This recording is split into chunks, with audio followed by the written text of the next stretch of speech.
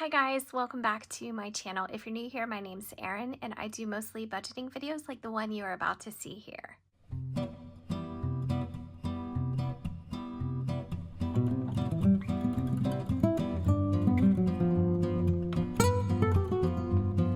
Today's a big day for me because I am getting reorganized with my sinking funds, and it's been way too long, but I have an excellent reason to do so. I just received my payout for my unused personal days at my work. And honestly, I had totally forgotten about this, but we had the option to either use them by the end of the fiscal year or take the cash payout. So I thought about that probably way back in February. And then as soon as there were rumors of quarantine and things like that, I thought, well, I'm probably going to be at home anyway. What am I going to do with these personal days? So you have a whole fiscal year to use them. I hadn't used them. And so I decided to take the cash payout. So my cash payout, just for purposes of this video and to keep everything, everything transparent and making sense, my cash payout was $753.48. That was for 40 unused hours. So if you do 753.48 times 2, 753.48 times 2 equals 150696. So that is just under a regular 2-week paycheck for me. So as you can see, this does accurately reflect 1 week pay. The tax is probably just a little bit different. They take out the usual deductions and things like that. But oh my gosh, I was so excited about this when I saw that we had an email and then, there was a date to check our bank accounts for the direct deposit. I was ecstatic. So I thought, okay, I'm getting myself organized. I'm like kind of a month ahead with paying bills. Well, not quite, but that's my goal and that's my system right now. And so I thought, let's put this into sinking funds and let's get back to doing the cash envelopes at home. So some of you had, maybe one or two people had commented before, aren't you nervous having cash at home? I'm really not. We have a waterproof, fireproof safe, and it is down in the description if you're interested in something like that. It is so inexpensive. You can find it on Amazon. It is heavy as heck. I mean, this thing is such a workhorse of a safe, and it locks, and like I said, it's waterproof, it's fireproof up to a certain time limit and temperature and things like that. Of course, all that information is on the link for the product, but it's like $20 some. So anyway, we keep a lot of important documents in there, like passports, birth certificates, and things like that, things that we really don't want to ever get harmed should anything happen. And by the way, I'm enjoying my iced tea from Panera. Did a little Panera run earlier and got the cash out of the bank. So I'm very excited to add this to my sinking funds. So some of you have been with me for a while. Do you remember when I was using this sheet here for my sinking funds? So I'm gonna be brutally honest with you right now. There was a couple times I dipped into them, but I did put the money back. And so that was kind of my promise to myself. If I ever just pilfered $5 or $10 for something, I had to put it back. And I was so good about it, guys. So I took everything out of the envelopes and I marked them here. And this is the original amounts. So we'll go through this a little bit one by one so you can see, how we landed and what the totals were and things like that. And this is the money from my personal day payout, and I'm going to use this to fill my sinking funds. What I did decide to do was break these down into more broad but limited categories. So right now I have 4 sinking funds that I want to populate on a regular basis, and I made new envelopes for them because I had time and it's quarantine and I had nothing else to do. So here are my new envelopes, and this is a complete set. They mimic each other. So I'm going to do an envelope for dogs, and I had this really nice holographic Cricut vinyl sticker paper. So I use that just in my Cricut. So I'm going to do a category for dogs, one for Christmas Club, I'm calling it, just like you would open it at your bank, emergency funds, and savings funds. And I'll explain what the difference is for me between these two because they do sound very similar. So this is my craft paper set, and this is my black set. And like I said, it just mimics exactly. So, you know, sometimes, especially if you're stuffing and opening the envelopes again and again, you know, they do eventually wear and tear. And I made two sets just, I don't know, if the mood struck me, if the mood struck me to change them up, or if I had some damage to some, and then I could use this back up. But I love making cash envelopes. Honestly, if it weren't for quarantine, I would have gotten back into that very heavily on my Etsy. If you guys are interested in that, let me know. I don't want to make a whole bunch and then, you know, put them on there for really nothing. But if you guys are interested in cash envelopes, again, on my Etsy shop, just let me know. And if you guys are interested in my budget printables, check out my Etsy shop. They're still 20 cents. I'm going to keep them 20 cents as long as I can. It does cost me money to list them that way. I do get a bill from Etsy at the end of the month, but I'm more than happy to do that because I feel like that's the tiniest contribution that I can make to people who are just trying to create their system and trying to make the most of their quarantine time by getting organized financially. So let's go through these just a bit, and I'm going to zoom in. So these were the months that I had actually contributed to these sinking funds. So I had one for dogs, one for vacation, one for health, car, work clothing, Black Friday, and Christmas. So when I was thinking about redoing these funds, I thought, how can I streamline this just a bit and kind of make the categories a little bit more broad so I don't have to nickel and dime all these different envelopes all the time, which is fine. If you want to do 100 envelopes for different categories, that is totally fine. I just don't have that many categories that I'm thinking about at the moment. So I think that the broad approach was something just that made more sense for me right now. So for the dogs in January, February, and March, I contributed $20 every month. For vacation, same thing, $20 every month. For health, in January and February, I did 10 and then 20 in March. And then in January, I contributed 20 toward a car, 30 in February, and 50 in March. And then work clothing, I did 15, 20, and 20. Black Friday, 10, 10, and 40. And Christmas, 25, 25, and 40. And then I even had one for appliances, and that was 30 and then 20. So a couple of things. What I would do with appliances is just put it under savings funds and have savings be as broad as possible. The same thing with right now vacation. We are not planning on taking any vacations. First of all, it's just not feasible. We were planning on going to Chicago, you know, to see family, but we usually fly and, you know, we stay in hotels and we love to, you know, just go do everything in the city and go out to eat at restaurants. And it's just not the time. It's just not the vacation that we would typically do.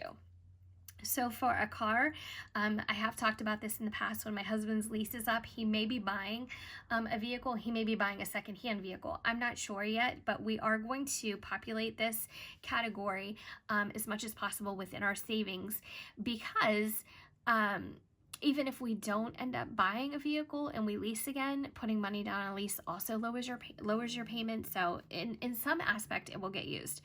In health, again, it's just going to be part of the savings. Vacation, I said. Work clothing, I'm not even going to work right now, and I'm probably going to return in June, at the beginning of June, but I haven't bought any new clothing, and I don't really want to. A bonus that came out of this quarantine is that I lost 7 pounds. And I mean, I know I probably don't even look it, but I did. And I think it's just because I'm not snacking at work. If, you know, it sounds crazy, but I think thinking back, I was like running to the vending machine sometimes and just, you know, I don't know, just whatever. Black Friday and Christmas, I think, can just be lumped together because on Black Friday, we do buy things for our house if there's something we're looking for or for ourselves. But I think that can also be part of just the whole Christmas season. All right. So I'm going to get rid of this page right here, and what I did was create a new page in this notebook. And I don't know, I mean, do you guys like the printables like this and the printables that I was doing before I came up with this? Or do you prefer, you know, handwritten and something more colorful? I would be interested to know what your opinion is, because you guys are the ones watching. And while this absolutely works for me, I also enjoy receiving your opinion about stuff like that. So here's my old funds, and what I'm going to do is I'm basically going to take these apart, and we're going to talk about them and how they fit into our new sinking funds. So now I'm thinking, should this have been a two-part video? And I'm thinking maybe it should. I think maybe I should organize the sinking funds and do a second part where I introduce the new money into the sinking funds. I think that might be good because I'm realizing I'm at 10 minutes and 32 seconds already. All right, so let's go with appliances. For appliances, we had 30 plus 20, which is $50. So let's take this apart. And we have 20, 40, 50. All right, so I'm running out of space. Let me zoom out. All right, so I'm gonna put the 20s here. Maybe I'll do it like this. Move my pens out of the way. All right, just so everything can still be in frame. All right, so for Christmas, we had 25 plus 25 plus 40, $90. So let's make sure we have 90 here. I just took it out of the envelopes that it was in, and I put a paper clip on it. 20, 40, 60, 80, 90. All right, so like I said, I had borrowed from some of these a couple of times, and that's actually kind of sad, but I did put it back. Okay, so Black Friday. It's a day a lot of us love. I love Black Friday. I love the atmosphere. I don't know, 10, 10, and 40. So that's $60, 20, 40, 50, 60. I don't know what Black Friday is going to look like this year. I mean, I know shopping is going to be open and available, and people are going to be, you know, kind of returning to normal. But right now where I live, shopping, retail businesses, I guess, are still only allowed to let in so many people. And the face of dining out and the face of shopping is very different, with plexiglass dividers and limiting, you know, spreading people out in restaurants and things like that. Now, restaurants here haven't opened up yet, but I think next week, sometime mid next week, they're going to start to open up on a limited basis. At first, they said they were going to open up for patio dining only. And I don't know about you guys, but we've had the craziest weather in the Northeast here. And we actually got snow last week, and we got snow yesterday. So nothing stuck. It wasn't like that, but I'm thinking patio dining. It's 30 degrees outside. But anyway, I'm not sure what the face of the future looks like. I don't think any of us know that. But it is interesting to think about, what's our Black Friday going to look like with all the crowds, with the people going crazy and excited and jamming into these restaurants and retail stores and things like that. You know, Black Friday is a thing. So it's not, I'm not saying it's like the major concern. I'm just saying, you know, I'm thinking about everything, just how things are changing. So work clothing, let's go to that. 15 plus 20 plus 20. So $55. So 20, 40, 50, 1, 2, 3, 4, and 5. All right, so we're good there. Let me put the ones down here. 10. I am absolutely going to do this in two parts because this is way too long. All right, so for our car, let's see, we had 20 plus 30 plus 50, $100. All right, so 50, 60, 70, 80, 90, and 1. All right, so we'll put those like that. And then for health, we had 10 plus 10 plus 20, and 10, 20, okay. And so that's $40. I don't know about some of you guys, like when I start stuffing my sinking funds, I really don't want to use them. So for instance, I did have to pay a copay for a medical test that I had. And instead of taking it from the sinking fund for health, I took it right out of our bank account. And I don't know, am I the only one who does that? Like once it's in the sinking fund, I want it to stay there. I don't really dip into it. Well, let me take that back. I did dip into it for unnecessary reasons, or reasons outside of their category, I should say. But when it comes to, you know, things that actually could come from these funds, if it's just something small or, you know, whatever, I just take care of it out of our regular money so I don't have to disturb the sinking fund. And I don't know if that's the right way of thinking. I mean, I'm sure there's no wrong way, but I don't know if I'm the only one who does that, because that's weird. 20 plus 20 plus 20. 60. I guess maybe the thought process is I would like to build up our sinking funds before I start dipping into them for their purpose. You know, I'd like to have like a little, kind of like a cushion. You know, I don't know. I guess that's kind of the way I'm thinking. All right, and the last category is dogs. So we had 20 plus 20 plus 20, 60. All right, so 20, 40, and 60. Okay, so let's add all this up. Okay, so we had, I know we had $5 here, so let's put 5. Okay, and then 20, these are so, I don't know if my hands are just dry or whatever. 10, 20, 30, 40, 50, 60, 70, 80. 20, 40, 60, 80, 1, 20, 40, 60, 80, 2, 20, 40, 60, 80, 3, 20, 40, 60, 80. So 380 and 50. 515. All right, that's a respectable amount. I mean, especially with everything that's been going on in our personal household with, you know, my husband's layoff and things like that, and, you know, no unemployment yet. Now, hopefully when he gets his unemployment, we'll be able to massively stuff these, because I haven't been working that into our budget because we just haven't had it.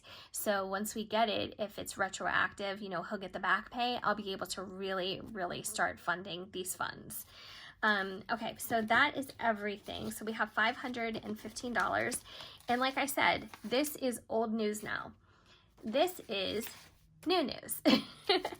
And so what I'm going to do is I'm going to divide this money, this $515, and I'm going to actually add it to my $750, because I left I left $3 in the bank. I did not ask for those ones.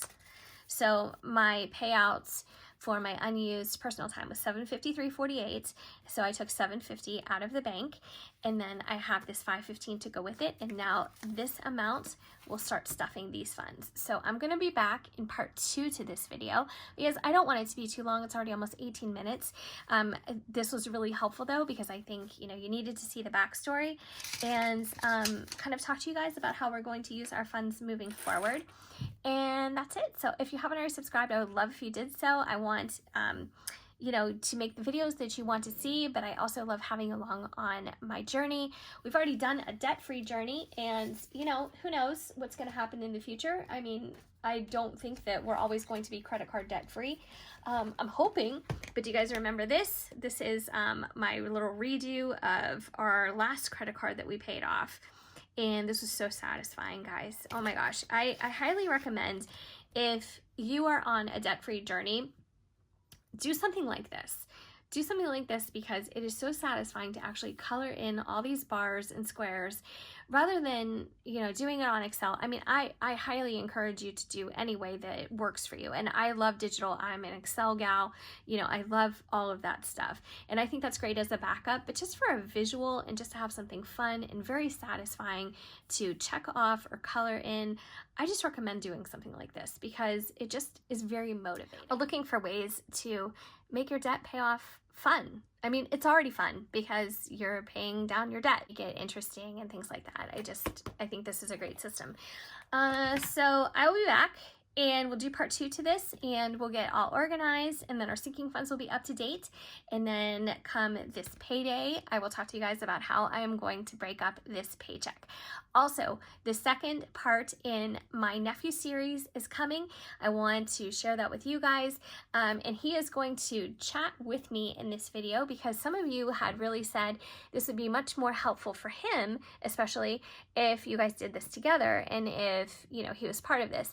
And while he was behind the scenes, I think that it would be helpful for him to be part of the video and also talk about where he wants to be with his money and things like that. So if you have, you know, somebody at home with you, whether it's, you know, a child or a niece or nephew or whomever that, you know, that's living with you, or that you're just helping and you want to kind of give them some direction financially, I just encourage you to tune into that because it's interesting for me, and I'm hoping that it remains permanently helpful for him.